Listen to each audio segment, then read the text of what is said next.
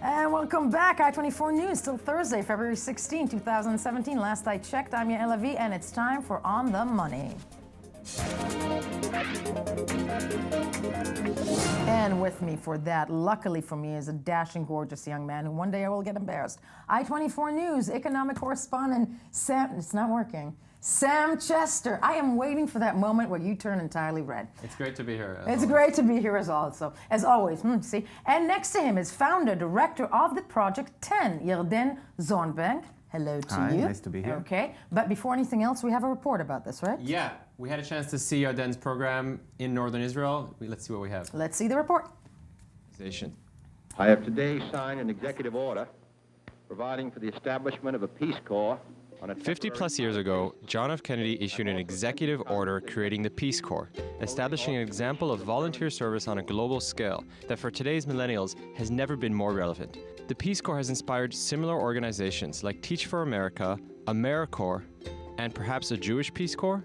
That is the popular name for Project 10, a Jewish agency program that integrates Jewish values with international service projects in the developing world.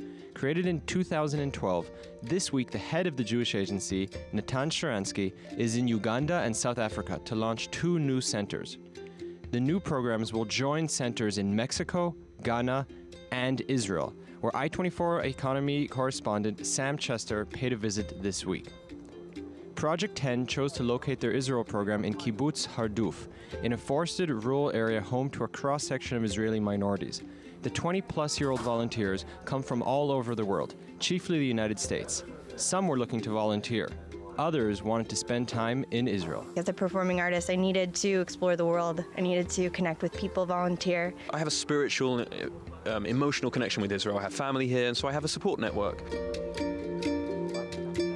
Part of their day is spent working in the forests that surround their home. But an elementary school in the nearby Arab village of Kabia is where the volunteers most impact the local community. English as a native language is something that is so rich and so beneficial for the pupils, and exposing English as genuinely, you know. Like other short-term volunteer programs, Project 10 faces the challenge of reintroducing new faces into their service projects. The head of the school, Raja Abu Said, admits initially it was challenging integrating such a foreign population into his community. It took us some time for our students to be on the same page as, to use the term, the foreign volunteers entering into our school.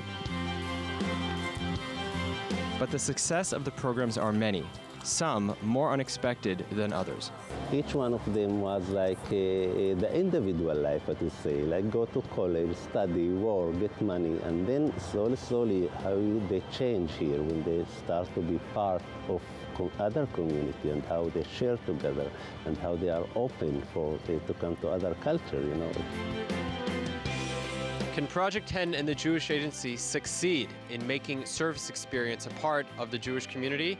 Here in beautiful northern Israel in Kibbutz Harduf, the answer seems like a yes. This is I-24 News, Sam Chester. And joining me in studio for that magic that is television was the man Sam Chester in the report, Sam Chester in studio.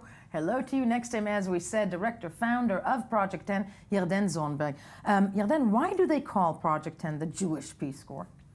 Well, Project 10 stands for Tikkun Empowerment Network. Okay. But the word 10 means to give in Hebrew. And we have hundreds of young Jewish adults from around the world who come for periods of time of between 3 months and a year to give. You're of the collaborative, I'm going to put you on the spot, push reconciliation notion, right? Yes. No, I'm saying this is a good way. Do you think that's still possible this morning after a press conference we saw in the White House yesterday?